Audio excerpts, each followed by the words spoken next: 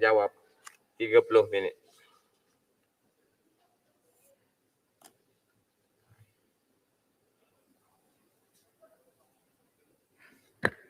Terima kasih Datuk Yang di-Pertua.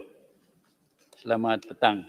Assalamualaikum warahmatullahi wabarakatuh. Salam sejahtera. Datuk Yang Tua, sebagai pendahuluan, terlebih dahulu izinkan saya merakamkan ucapan setinggi-tinggi terima kasih ke atas keprihatinan semua ahli yang berhormat yang telah membahas dan menyentuhkan isu-isu di bawah Kementerian di Jabatan Perdana Menteri, Parlimen dan Undang-Undang.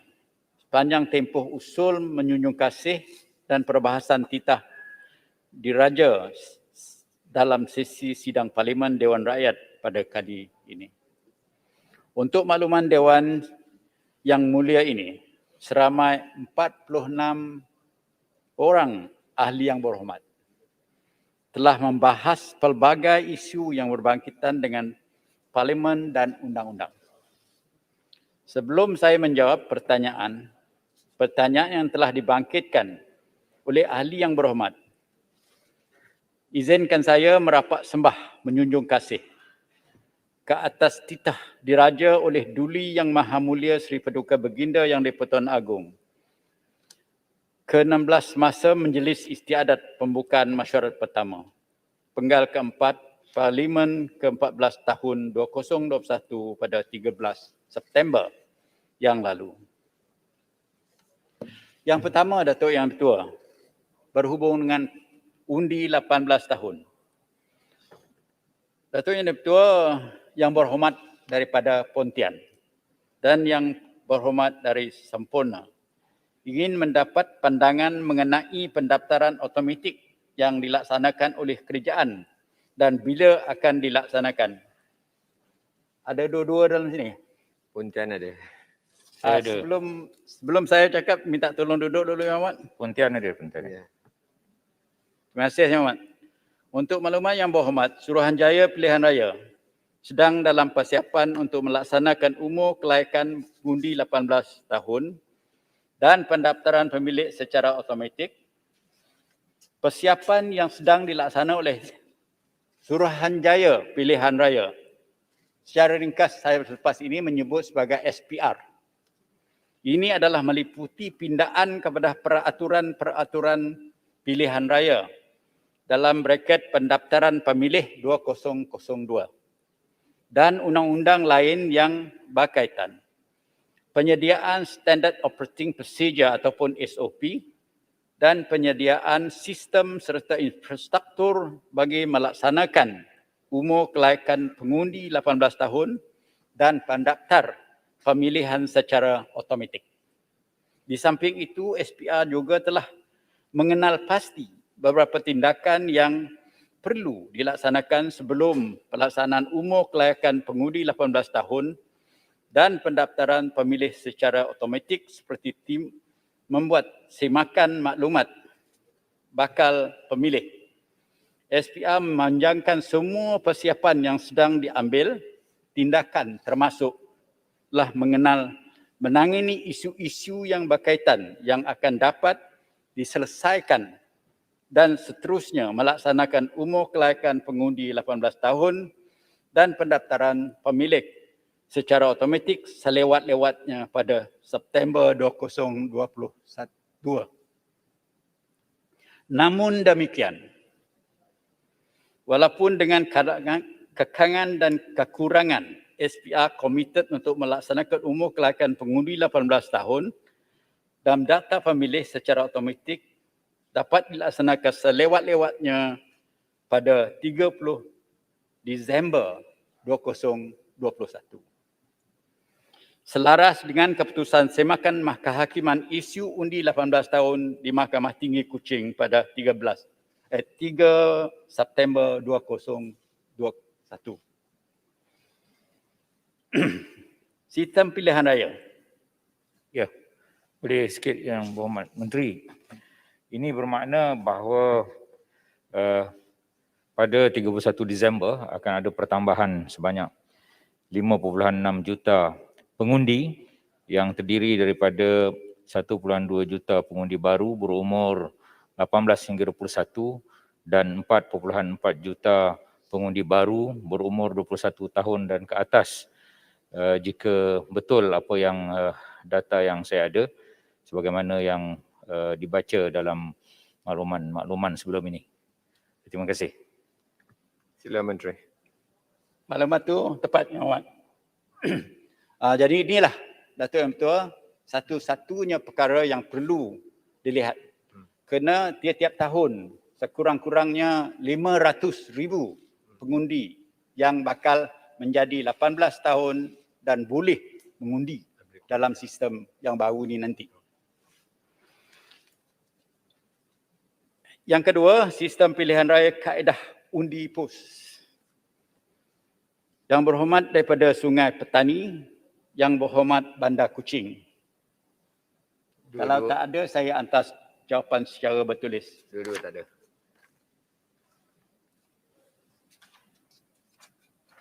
Tak ada. Tak ada. Datuk Yang Ketua,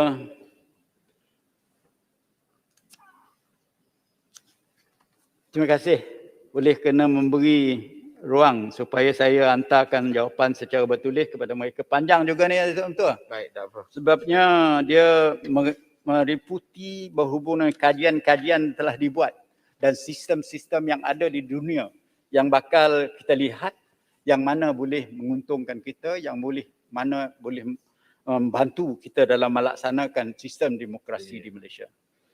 Walaupun demikian, Datuk Yang Ketua, saya pindah kepada soalan rasuah dan integriti.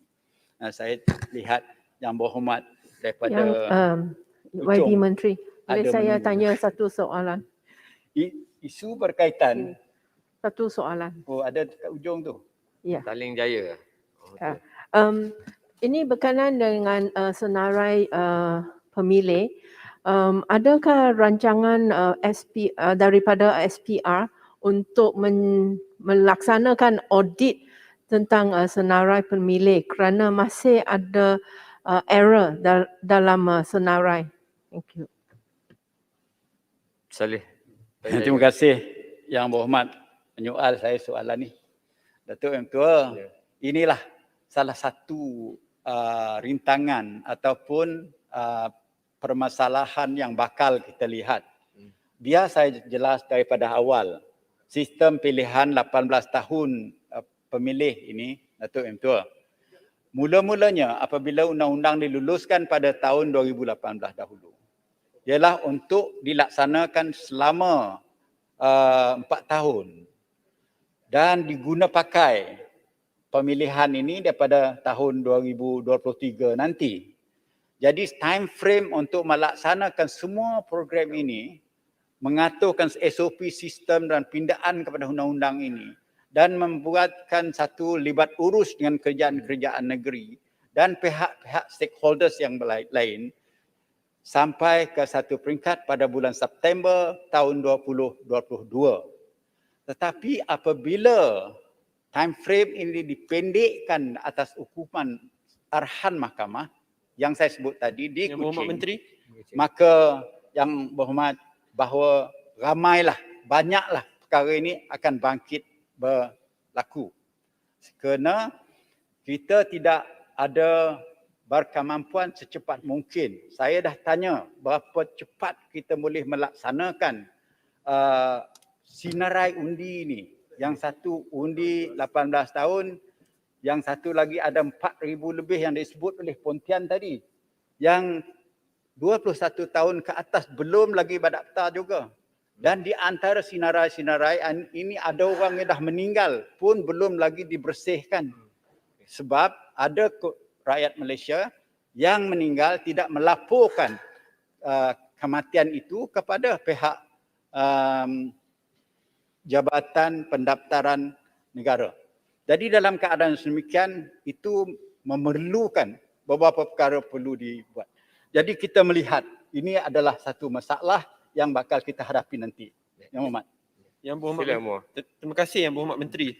Kalau saya boleh perbetulkan fakta, tidak betul jika dikatakan bahawa mahkamah memendekkan proses pelaksanaan undi 18 dan undi automatik.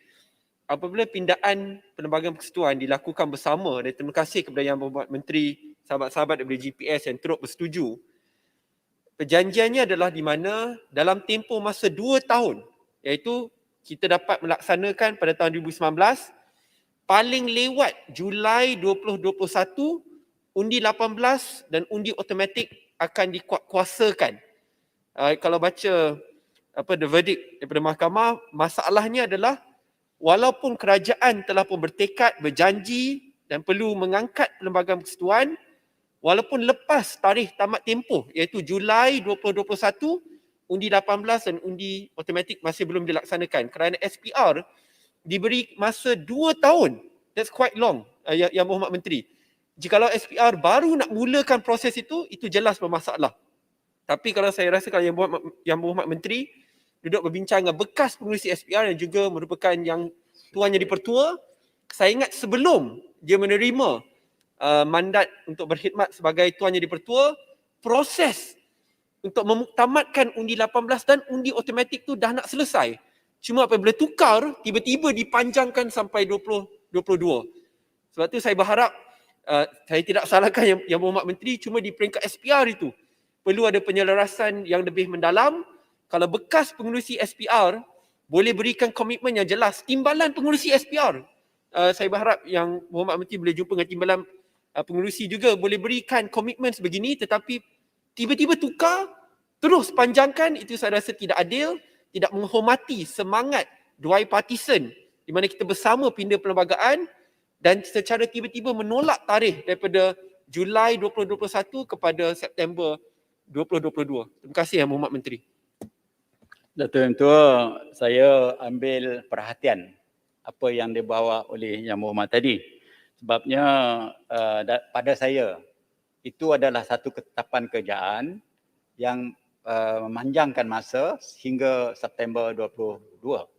Tetapi hakim mengatakan pendekkan hingga Disember 2021. Jadi itu fakta berhubung dengan kes ini saya sebut, bukan fakta yang apa telah dilaksanakan dahulu. Walau bagaimanapun, pihak SPR akan buat yang terbaik, yang terboleh mungkin. Kerana banyak fakta-fakta yang sebenarnya perlu dilaksanakan. Tetapi satu juga fakta yang perlu kita ambil kira sebelum kita nak melonggokkan ataupun melambakkan fakta-fakta kesalahan kepada pihak SPR dalam masa COVID ini. Banyak perkara yang SPR nak buat tak boleh dibuat oleh kerana halangan-halangan MCO. Jadi bukanlah kita nak juga mengatakan MCO ini jadi satu halangan, tapi itu realiti. Datuk Yang Tua, terima kasih Yang Berhormat. Saya ambil perhatian. Datuk Yang Tua, saya tadi dah sebut berhubung dengan isu berkaitan rasuah dan integriti.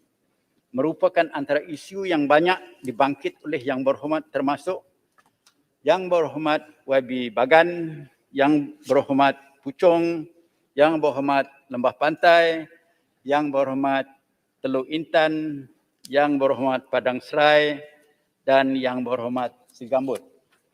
Jadi saya merumuskan jawapan secara tu, Datuk Yang Tua.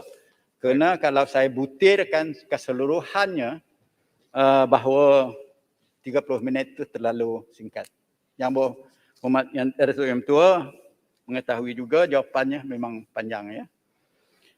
Bagi menjawab persoalan Yang Berhormat Bagan, berhubung seorang menteri yang mempunyai aset sebanyak 72,000 boleh menjelas hutang sebanyak 1.3 juta.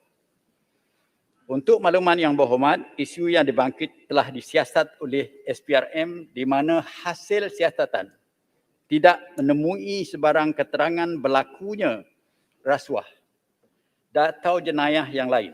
Siasatan mendapat hutang yang dijelas bukanlah berpunca daripada wang rasuah ataupun perolehan sumber yang tidak sah. Yang Berhormat Puchong pula memohon penjelasan mengenai kenyataan oleh bekas Ketua Polis Negara mengenai wujudnya salah laku pada peringkat pegawai atasan di dalam PDRM yang turut diketahui oleh diketahui oleh anggota PDRM tetapi tidak diambil tindakan termasuk dari sudut rasuah. Mengapakah kesalahan rasuah dan kesalahan seperti mana yang didedahkan diselesaikan secara dalaman oleh SPRM? Menteri, sekejap. Sikit bayan baru. Bayan baru sini. Bahan baru. Menteri, saya nak tanya tentang menteri, seorang menteri yang dulunya dia punya declaration 72,000 dan tiba-tiba boleh membayar hutang yang lebih daripada 1 juta. Ya, kita tahu bahawa menteri, timbalan menteri, gajinya lebih kurang 30,000, 40,000. Dalam 2 tahun boleh membayar 1 juta ringgit ini, itu secara tiba-tiba. Saya rasa tak ada orang dalam dewan ini boleh membuat simpanan yang begitu hebat sehingga kan boleh bayar 1 juta dalam 2 tahun. Ya, saya rasa di luar sana pun tak ada orang boleh buat begitu. So this is excessive wealth yang tak ada.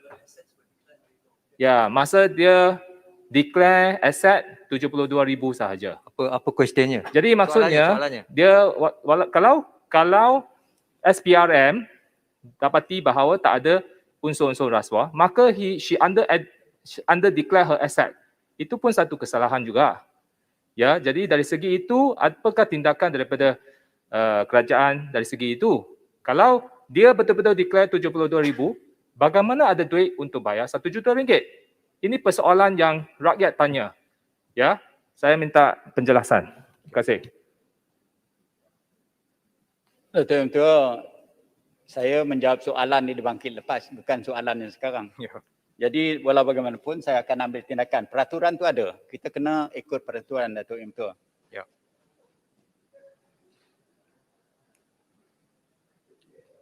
Yang Berhormat Puchong pula memohon penjelasan kenyataan Polis Negara tadi, SPRM, dan keputusan Peguam Negara yang tidak meneruskan atau dan menggugurkan kes seorang bekas pegawai kerajaan yang disiasat oleh SPRM.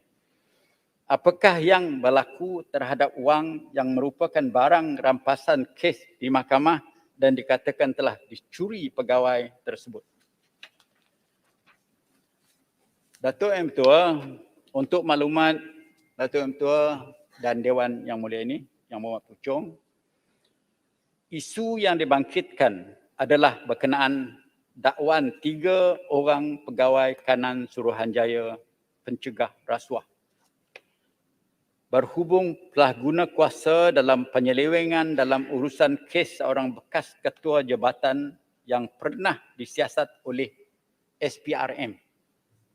SPRM telah menjalankan siasatan kes ini di bawah Akta Suruhanjaya Pencegah Rasuah 2009 ataupun kebiasaan dipanggil Akta 694. Bagi kesalahan di bawah Seksyen 23 berhubung salah guna kuasa oleh pegawai badan awam dan Seksyen 36 berhubung pemilikan harta yang berlebihan serta tindakan pelucutan harta.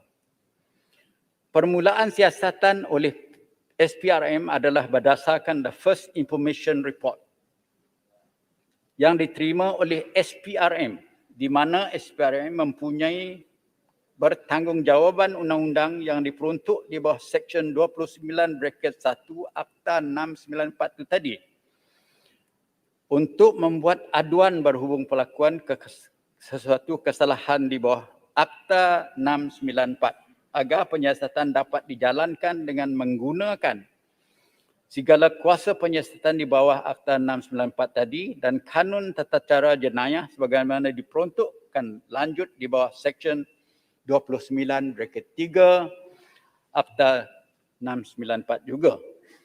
Selain itu, Seksyen 67 Akta 694 memperuntukkan bahawa peruntukan-peruntukan di bawah Akta 694 adalah terpakai ke atas SPRM bagi sesuatu kesalahan ditetapkan prescribed offences yang di antaranya merangkumi beberapa kesalahan di bawah Kanun Keseksaan penetapan kesalahan-kesalahan yang disiasat oleh SPRM berhubung kes ini adalah di bawah bidang kuasa SPRM sebagaimana agensi-agensi penguatkuasa yang lain.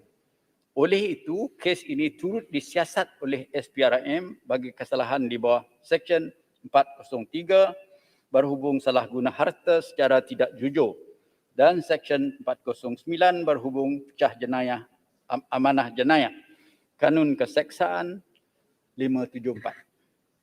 Di mana kesalahan-kesalahan tersebut merupakan kesalahan ditetapkan iaitu prescribed offence di bawah Akta 694 juga iaitu kanun diselidiki oleh pihak SPRM. Tidak terhad kepada Akta 694 dan Akta 574. Siasatan kes ini juga akan turut mempertimbangkan kesalahan-kesalahan di bawah Akta Pencegahan Pengubahan Wang Haram, Pencegahan Pembiayaan Keganasan dan Hasil daripada Aktiviti Haram 2001 Akta 613.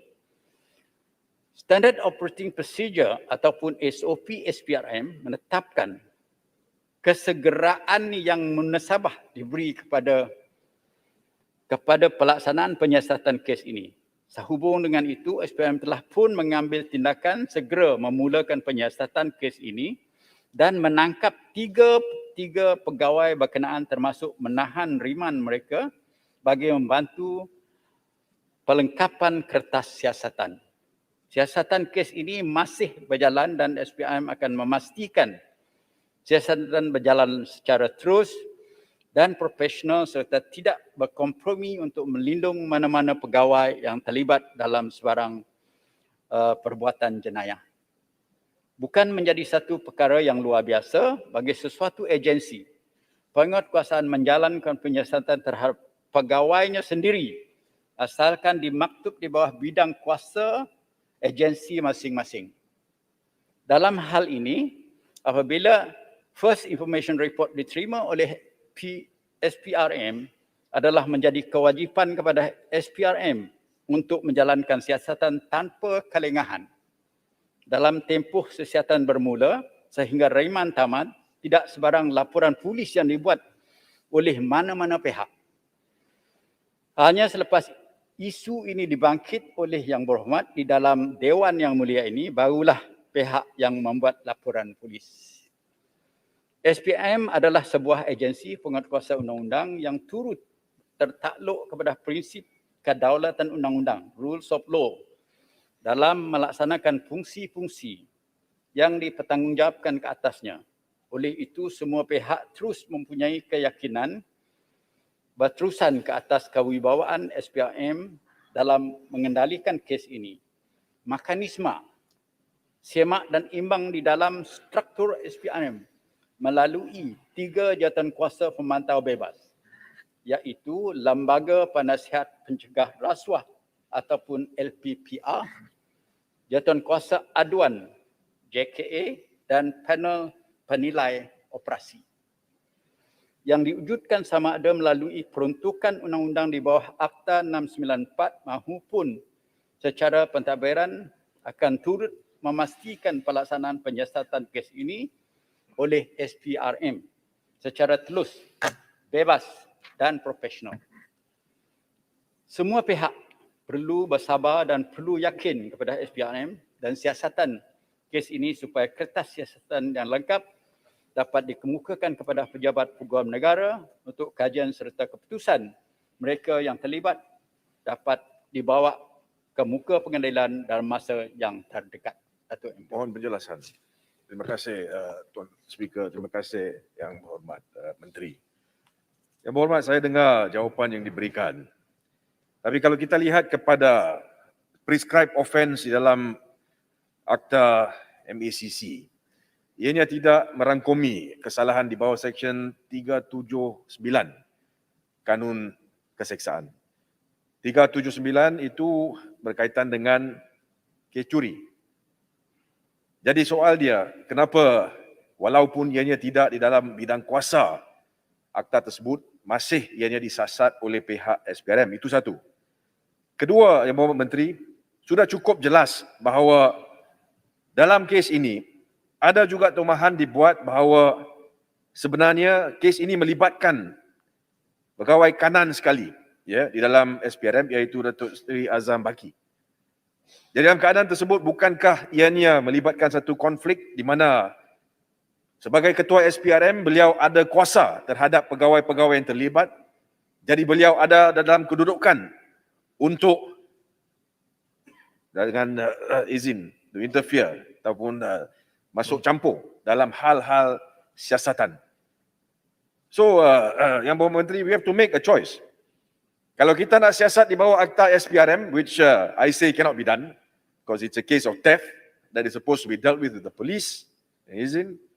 Kalau kita nak teruskan melalui SPRM, bukankah perlu untuk kita juga meminta supaya Ketua Pengarah SPRM, Datuk Seri Azam Baki meletak ataupun direhatkan sementara siasatan ini berlangsung supaya tidak ada sebarang unsur-unsur campur tangan di dalam siasatan ataupun sebarang unsur tekanan yang dibawa terhadap mana-mana pegawai yang menjadi saksi dan sebagainya, khususnya memandangkan Ketua SPRM ini ada kuasa yang cukup luas terhadap pegawai-pegawai SPRM. Itu soalan saya. Terima kasih. Terima kasih. Lembah Pantai. Lembah Pantai sekali ya. Sekali. Lembah Pantai. Sekali. Terima kasih. Terima kasih Datuk Ketua. Terima kasih Yang Berhormat Menteri.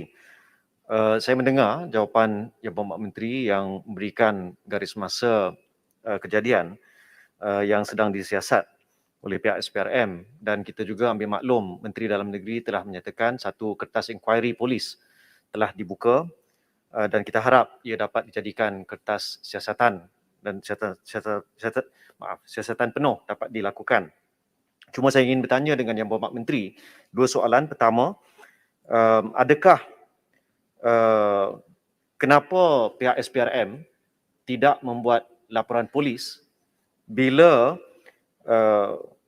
kehilangan barang kes yang berada di dalam simpanan, dan bukankah itu satu pelanggaran kepada perintah tetap Ketua Pesuruhjaya SPRM bab B siasatan bilangan 13 tahun 2010 yang mana mengatakan sekiranya barang kes hilang semasa dalam simpanan, seseorang pegawai Suruhanjaya hendaklah dengan segera melaporkannya kepada pengarah bahagian siasatan SPRM, pengarah SPRM negeri, ketua cawangan masing-masing, dan pengaduan hendaklah dibuat di balai polis yang berhampiran.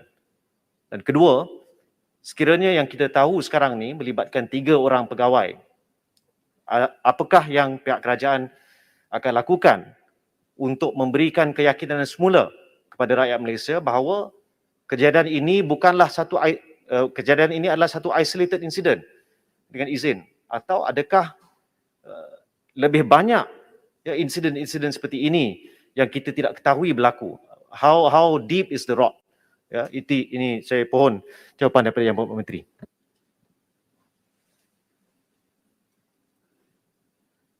Yang Berhormat, persoalan yang pertama yang dibangkit oleh Yang Berhormat Chong adalah satu saja sebenarnya, iaitu merehatkan Ketua Pengarah SPRM, merehatkan Datuk Azam Baki. Itu saja. Jadi di sini Yang Berhormat, saya tidak ada kuasa untuk merehatkan sesiapa. Tapi saya akan bawa perkara ini kepada Perdana Menteri, macam mana yang boleh kita fikirkan secara adil kepada semua pihak, bukan saja kepada SPRM, kepada Yang Berhormat dan juga kepada Ketua Pengarah ataupun Ketua Suruhanjaya SPRM. Yang kedua, berhubung dengan siasatan SPRM berlandaskan the first information report. Jadi oleh kerana yang pertama, belum habis saya minta tolong dulu. Sebenarnya kes ini dah disiasat berhubung dengan harta yang kehilangan ini, dikatakan hilang ini, ialah kes yang mempunyai fail yang lengkap daripada SPRM. Jadi selagi-lagi information yang ada ialah ada di tangan SPRM.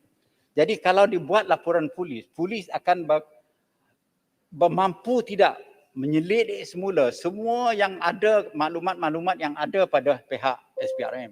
Jadi maknanya agensi yang terlebih baik yang mempunyai maklumat yang terperinci ialah pihak SPRM itu sendiri. Jadi dalam keadaan sedemikianlah makanya 3 orang terus dapat ditangkap dan terus dibawa ke mahkamah dan diriman.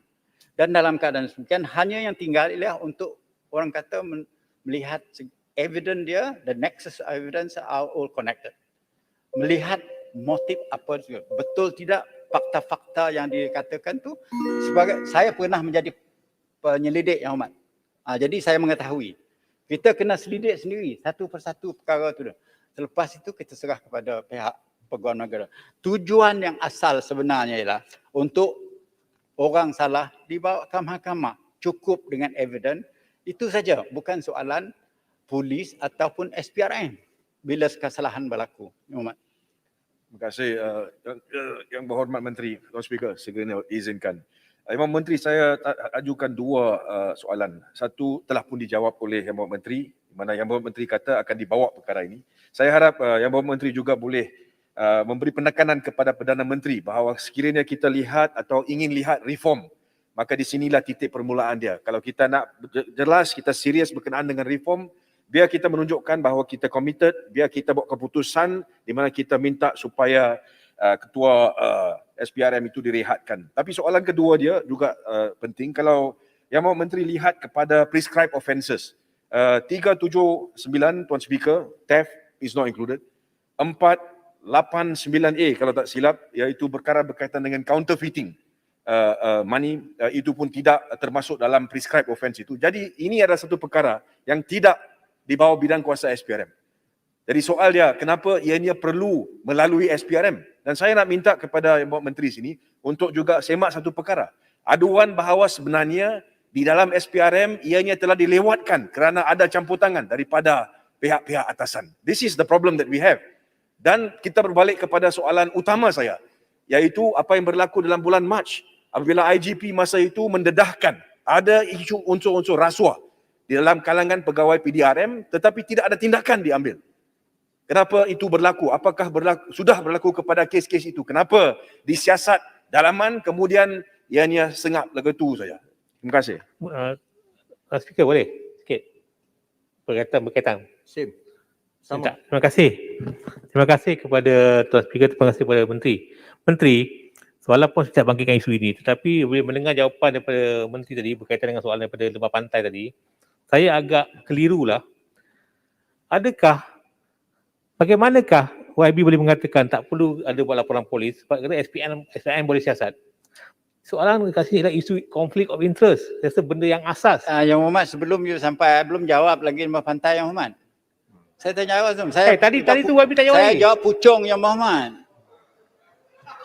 Tak apa YB, okey, tak apalah. Okey, saya katakan saya salah tak jawab. Tetapi YB ada menjawab. YB ada menjawab bahawa tak perlu bawa laporan polis kerana SPRM akan siasat. Persoalan sekarang ialah bagaimanakah satu institusi seperti SPRM ni dia siasat badan diri sendiri. Ini satu isu yang saya rasa memang basic. Sepatutnya YB tak jawab begitu. Okey. Silakan Yang Berhormat Saya Menteri. akan jawab tu. Yang Hormat, saya akan jawab tu. Yang Hormat, sebenarnya saya duduk di sini semalam apabila Menteri Dalam Negeri menjawab. Saya dengar laporan polis telah dibuat. Saya dengar juga Menteri Dalam Negeri kata investigation paper dah dibuka. Jadi benda ni dah dibuat Yang Hormat sebenarnya. Apa yang tinggal kerja dalaman di antara SPM dan polis saja.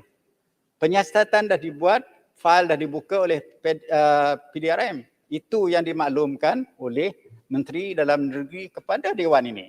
Jadi itulah saya mengatakan Sepang tak dengar kemarin tu, Sepang tak lagi dengar. orang lain nak report. Yang Berhormat Menteri perlu berapa lama masa lagi Yang Berhormat Menteri? Yang Hormat, Sebab kita ada lagi satu kementerian.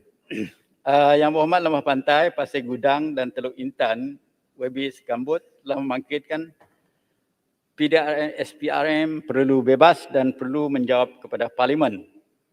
Yang kedua, mengapakah kes rasuah, penyelewengan dan salah gunaan kuasa semakin meningkat dan berlalu-lalu di negara ini walaupun penerapan pelbagai kempen dan konsep yang penuh bermoral dan beretika. 3, apakah langkah yang telah diambil oleh SPRM untuk memantau perbelanjaan perolehan darurat dalam tempoh 8 bulan sebelum ini. Untuk makluman yang berhormat Lembah Pantai, struktur yang ada pada SPRM sekarang adalah di bawah peruntukan undang-undang yang sedia ada. Sejak penubuhan pada tahun 2009, SPRM telah diawasi oleh 5 jawatankuasa pemantau bebas yang bertindak sebagai mekanisme semak dan imbang. 5 badan yang dimaksudkan ialah jawatankuasa khas mengenai rasuah, lembaga penasihat pencegah rasuah, jawatankuasa aduan panel penilai operasi dan panel perunding dan pencegah rasuah. Walau bagaimanapun, pihak kerajaan juga telah bersetuju dengan cadangan melantikkan Ketua Suruhanjaya SPRM di bawah Perlembagaan Persekutuan dan Penubuhan Suruhanjaya Perkhidmatan Pencegah Rasuah. Walau bagaimanapun, perkara ini perlu diperincikan supaya ada satu mekanisme yang jelas bagaimana SPRM perlu menjawab kepada Parlimen. Yang Berhormat, masa telah tamat. Tunggu bagi saya Yang Berhormat. baca habis ini baru Yang Berhormat, ya. Yang Berhormat, Yang Sejak Berhormat, penubuhannya pada tahun Yang Berhormat Menteri. Yang Berhormat. Boleh saya bagi Yang Berhormat lagi 10 minit. Kemudian yang lain-lainnya dijawab Tapi secara bertulis. banyak saya jawab macam mana? Dijawab secara bertulis. Ah. Tolong. Okey. Semenjak penubuhannya pada tahun 2029, SPRM sebagai agensi utama merentas rasuah di negara 10 ini minit. Ya. telah mengambil langkah berani membenarkan 5 badan pengawasan yang sah. Saya sebutkan sebelum ini bebas memantau dan menasihatinya dalam usaha memastikan kebebasan, ketelusan dan profesionalisme SPRM. Badan-badan bebas ini bertindak sebagai mekanisme semak dan imbang. Selain ahli politik, ahli badan bebas juga terdiri dalam kalangan profesional, ahli akademik, bekas hakim, peguam dan individu yang terkenal di kalangan masyarakat. SPRM merupakan sebuah agensi pencegah rasuah yang komited dalam melaksanakan pelbagai inisiatif pencegah rasuah, termasuk inisiatif di peringkat nasional melalui Plan Anti Rasuah Nasional NACP yang dilancarkan pada tahun 2019 dan masih diteruskan oleh kerajaan sekarang. Dalam ada proses pembangunan dan fasa pelengkapan inisiatif berdasarkan tempoh yang ditetapkan. Peningkatan kes rasuah, penyelewengan dan salah guna kuasa adalah akibat daripada tindakan penguatkuasaan yang berhormat, yang agresif serta kebebasan SPRM dalam menjalankan siasatan. Selain itu, metodologi yang diguna pakai oleh SPRM adalah berkesan dan membongkar kegiatan rasuah, penyelewengan dan salah guna kuasa. Jadi peningkatan tu oleh kerana tindakan SPRM tu banyak, Yang Berhormat. Saya baru setengah nak SPRM ni. Ringkas Yang Berhormat, jangan berucap lagi. Ya, baik. Kalau apa yang Berhormat Menteri sebutkan tu betul, apa yang kita bincangkan tadi takkan berlaku, iaitu satu kes pecah amanah di kalangan pegawai kanan SPRM. Ya, maka saya cadangkan dan ramai ahli-ahli parlimen mencadangkan kita teliti, bukan nak tambah lebih banyak badan yang oversight kepada SPRM, tapi meletakkan SPRM di bawah parlimen supaya kita boleh panggil Ketua Pesuruhjaya dan dia boleh menjawab kepada parlimen. Kerana parlimen is the kita boleh anggap sebagai salah satu trust yang paling penting dalam demokrasi negara kita. Biarlah mereka bukan kawal selia tapi ada tanggungjawab kepada parlimen Malaysia, dan saya pohon perkara ini diberikan pertimbangan. Terima kasih. Terima kasih Yang Berhormat. Saya pun pernah sebut benda yang sama Yang Berhormat. Jadi saya semalam berbincang dengan pihak NACP ni, pihak Plan Anti Rasuah Nasional ni, berhubung dengan perkara yang sama. Dia ada dalam beberapa inisiatif untuk membawa SPRM di bawah parlimen. Tapi tindakan kerajaan, Yang Berhormat tahu kalau pernah dalam kerajaan, langkah-langkah kerajaan mesti diurus dengan begitu rupa, menggunakan SOP yang tertentu, mengikut peraturan-peraturan yang tertentu dan mengkaji implikasi undang-undang itu sendiri dan membuat undang-undang yang baru mungkin. Jadi Yang Berhormat, proses kita ada kajian, ada dibuat. InsyaAllah Yang Berhormat, masanya akan tiba nanti kalau kita lihat mungkin SPRM ini dibawa kepada bawah parlimen Yang Berhormat. Jadi Datuk Yang Betul, nampak tak habis baca ni sini kalau 10 minit ni. Ya. Sebab, Dana politik dan plan anti rasuah nasional. Yang Berhormat Pontian, Yang Berhormat Muar dan YB Lulangat, YB Bacok, YB Gua Musang telah membangkitkan Akta Dana Politik, Dasar Anti Rasuah, Pelan Anti Rasuah Nasional, menggesa kerjaan mencari jalan untuk menghapuskan korupsi politik di dalam kalangan ahli Dewan Rakyat. Tetapi sebelum saya menjawab tu, saya masih tengok dengan soalan Yang Berhormat Pantai tadi. Berhubung walaupun kita banyak jawatan kuasa, kenapa ini masih berlaku? Datuk Yang Bertuah, saya tegaskan macam ni. Walau bagaimana baik sekalipun penguatkuasa dalam mana-mana negara pun masih berlaku rasuah Yang Berhormat. Datuk Yang Bertuah. Di mana-mana pun. Apa saja kita buat. Carilah mana negara. Jadi perkara berlaku tu masih di kalangan manusia ni boleh berlaku. Jadi jangan put the blame all kepada pihak-pihak yang tertentu. Semalam saya berbincang dengan Tan Sri Abu Jahal Ujang, pengerusi jawatankuasa dan satu jawatankuasa. Dia menegas pada saya. Wan kata dia, I will leave no stone unturned to find out who the culprit are, why it happened. Semua sekali. There will be no cover up. Dia bercakap orang putih dengan saya lah. Orang era 470-an ni. Jadi saya kata, Tan Sri, I want your assurance that these things ought to be done. And to be done transparently dengan sebaik mungkin supaya negara kita ni selamat daripada rasuah. Yang Berhormat Menteri, that is why there is a prison.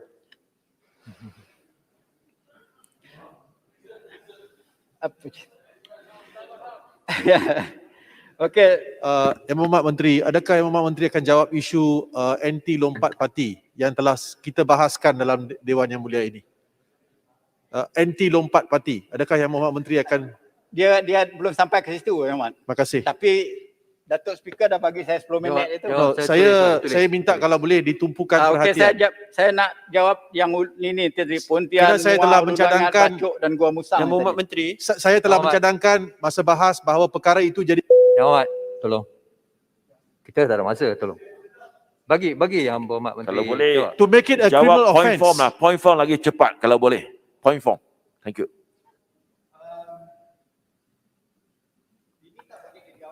Tuan Speaker, boleh saya So, will you cadangkan? make party hopping a criminal offence? My question. Tuan Dengan izin. Tuan Speaker, Ini boleh saya soalan cadangkan? baru, Datuk Yang Betul.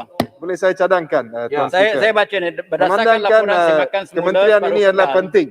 Mungkin tempoh masa boleh dipanjangkan. Ya, sedikit. betul. Saya sokong. Kita sokong. Kita sokong supaya masa dipanjangkan. Mungkin dalam tambah 10 minit yang lagi. Ini Boleh. adalah penting. Kita sokong. Ada beberapa minit isu yang perlu Yang dibahaskan. Berhormat, Menteri pun berwibawa memberi jawapan. Yang Berhormat. Tolong duduk. Okey, Yang Berhormat Menteri, saya bagi lagi 10 minit, jadi semua sekarang 13 minit lagi. Tolong selesaikan, kalau tak sempat yang lain tu bertulislah. Ya.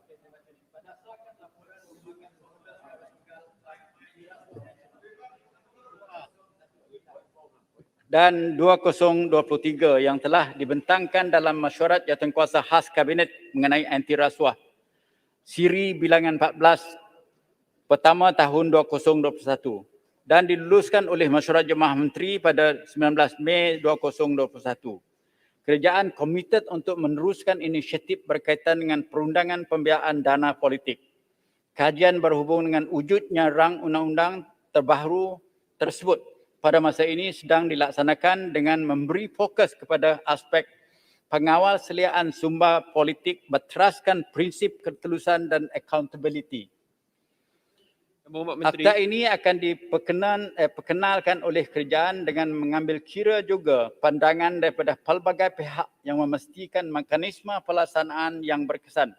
Melalui langkah-langkah ini, kerajaan yakin bahawa kepimpinan melalui teladan Yang Berhormat dan Menteri, berteraskan prinsip ketulusan, accountability dan integriti dapat dijadikan asas dalam usaha untuk menteraskan rasuah dan sebarang bentuk risiko salah guna kuasa dalam kalangan pemimpin kerajaan, kan ekosistem bebas rasuah Yang untuk Berhormat rakyat Menteri, pada masa kini dan generasi yang akan datang.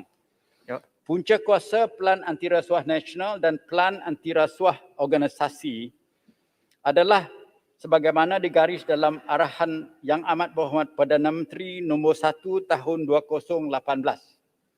Siri 2 nombor 1 tahun 2019 dikaitkan pelaksanaan NACP. NACP telah bermula melaksanakannya pada Januari 2019 yang merangkumi 115 inisiatif yang dibahagikan kepada 6 bidang utama sehingga 31 Disember 2019, 29 inisiatif telah selesai pelaksanaan mencapai output pada tahun 2019. Dipantau pencapaian di peringkat Outcome of Sekretariat Induk GIACC dengan kerjasama Ketua Agensi Penaraju dan inisiatif tersebut. Laporan kemajuan NACP bagi tahun 2019 telah diedar kepada Parlimen pada November 2020. Serta laporan kemajuan NACP bagi tahun 2021 dan 2021 akan dikeluarkan pada penggal kelima Parlimen ke-14. Speaker, kalau macam ni dibaca, bila bagi dalam 60 minit pun tak habis. Dibaca pusing-pusing. Yang Berhormat Menteri, boleh kita ke anti-hopping law sekarang? Anti-hopping Yang law. Berhormat Akta pendanaan politik ni penting. Minta soalan. Sikit Ekosistem tak payahlah. Yang Berhormat Menteri.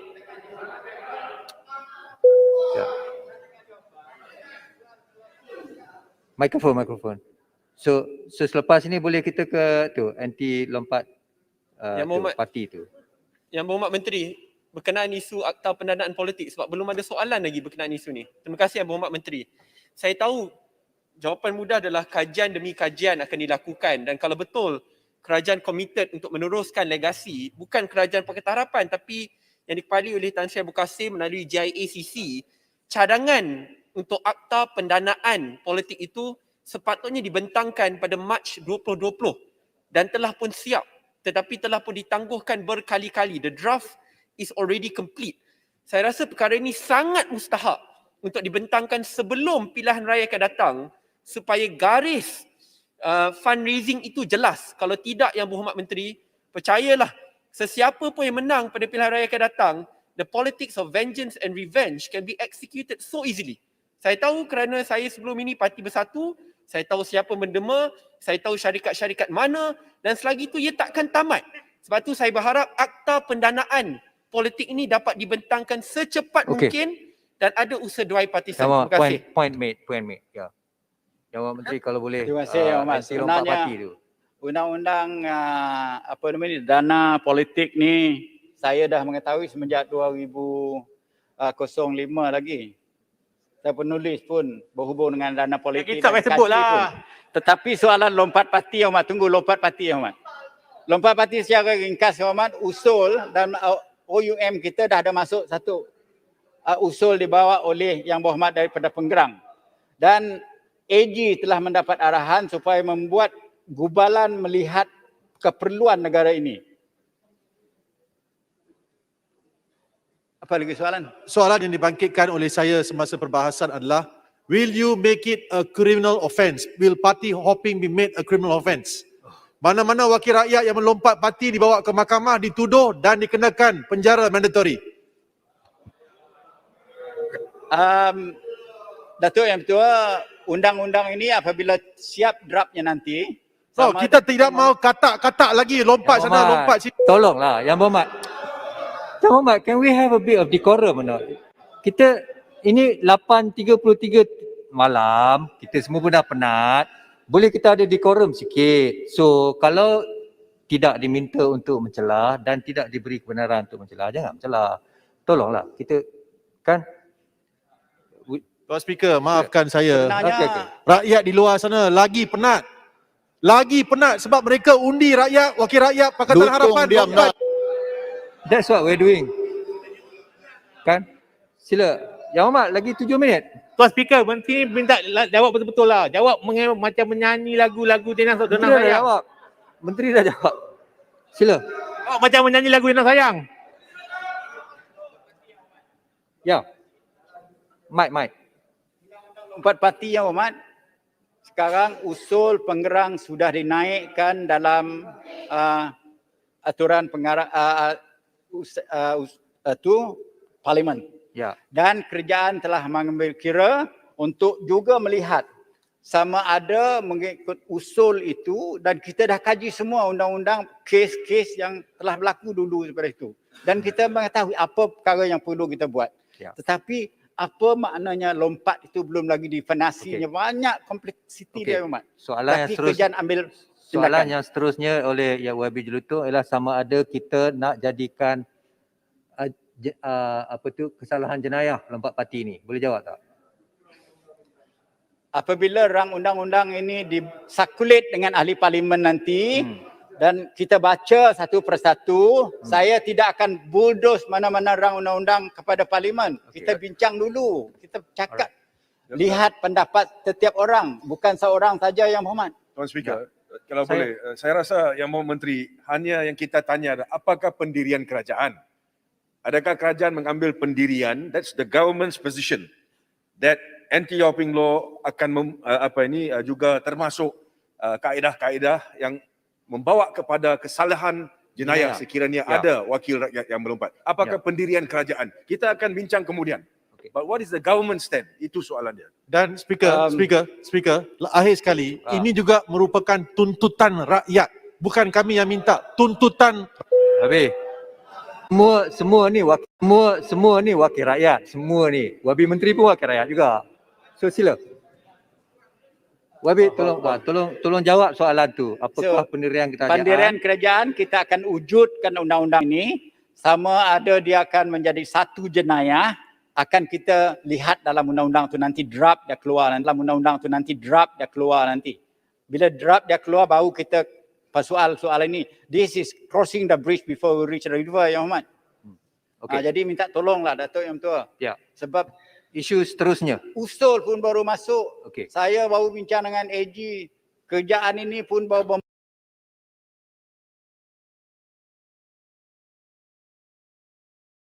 mula daripada 3 minggu baru. Faham. Jadi tolonglah sikit. Ya. Proses undang-undang ni bukan 3 hari Yang Hormat, bukan 3 minggu. Take time. Sebab itu jangan rompak kerajaan orang lain. Hai. Sepang. Okey, Sepang. Itulah saya kata jangan banyak minum kopi. Menteri. Yang Berhormat Menteri. Boleh saya tanya memandangkan masa dah suntuk. Boleh saya tanya berkenaan isu citizenship. Memandangkan masa dah suntuk. Citizenship? Yes. Citizenship. Bukan Yang Berhormat Menteri Dalam Negeri dah jawab semalam. Ya, tapi ini juga berkaitan dengan undang-undang. Dan seperti yang telah pun dikatakan semalam, boleh saya, can I continue? Seperti yang Berhormat Menteri telah pun kata tadi. Yang Berhormat Menteri berada di dalam Dewan semasa Menteri malam dan mendengar bahawa kerajaan berhasrat memindah Perlembagaan Persekutuan. Jadi ini merupakan satu isu perundangan yang perlu dikaji oleh AGC dan sebagainya. Jadi saya ingin bertanya kepada Yang Berhormat Menteri dua soalan berkaitan. Pertamanya, adakah satu time frame telah pun ditetapkan untuk menjadikan perkara ini berlaku, iaitu boleh kita diberi satu time frame yang lebih kurang anggaran when to look amendment to amend the word father, for example, dengan izin dalam perkara 1401B 1401B Perlembagaan Persekutuan. Yang keduanya Yang Berhormat Menteri adalah berkenaan dengan pendirian Menteri KDN semalam. Beliau menyatakan bahawa kerajaan telah pun mengambil keputusan untuk merayu keputusan baru-baru ini di Mahkamah Tinggi yang memberi hak kepada isteri ataupun wanita anak mereka menjadi rakyat. Kenapa kerajaan mengambil pendirian tersebut memandangkan kerajaan telah pun membuat untuk memindah Perlembagaan Persekutuan? Tak apa-apa merayu. Point made. Yang Berhormat ada jawapan? Ya. Sebenarnya Mas- Yang Berhormat, ini isu yang baru dibawa pada Ya. saya. Jadi macam mana saya nak jawab? Betul lah. Jadi soalan ini KDN yang dah jawab semalam, biarlah KDN handle. Janganlah tanya saya pula. Ya. Saya ini tak boleh. berkaitan dengan perundangan. Yang Berhormat, Yang Berhormat, kita ada kerjaan ni dia ada kerja sendiri, Yang Berhormat. Kalau tidak seorang menteri saja. Jadi No, it has to adalah be jaga referred to you. KDN, undang-undang KDN. It has to be referred to you Yang Berhormat, kalau at some point. Yang Berhormat Bukit yang Telugu. minta maaf lah, Yang Berhormat. We have to be fair. Kita kena Dalam adil kerjaan kepada ni dia menteri ada pun. agenda dia sendiri. Ya, semalam Meskipun semalam kalau dijawab kes ini oleh Yang Berhormat Menteri. Ini dalam Dalam pengetahuan Negeri. umum. Saya rasa Dalam pengetahuan umum, kalau hendak diminta penjelasan, maka saya rasa menteri yang mengatakan sedemikianlah perlu menjelasnya. Saya rasalah begitu. Ya. Ya. 58 saat lagi Yang Berhormat. Yang Berhormat Menteri last. 55 saat lagi.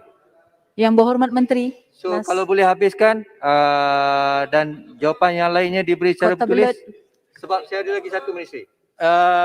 Datuk Yang Ketua, kalau saya dibenarkan membaca tadi tak banyak gangguan, saya Ya. mungkin boleh Tak apa, habiskan yang lain tu semua tu. tolong bagi bertulis. Tetapi oleh kerana banyak sangat gangguan Ya. dan semua bawa soalan-soalan yang baru, jadi apa nama ni, dah train of thought saya Okey. habis berkecaru. So dah. boleh tak habiskan sekarang dan semuanya Jadi diberi jawapan tulis. kalau saya boleh diberi laluan untuk memberi jawapan secara bertulis, insyaAllah Tulis. saya akan bagi. Saya Ya. akan keluarkan semua ni, akan Okey. beri kepada Yang Berhormat Okey. menjawab. Boleh, Terima kasih. boleh. Yang Berhormat Menteri. Terima kasih Yang Berhormat Menteri. Menteri.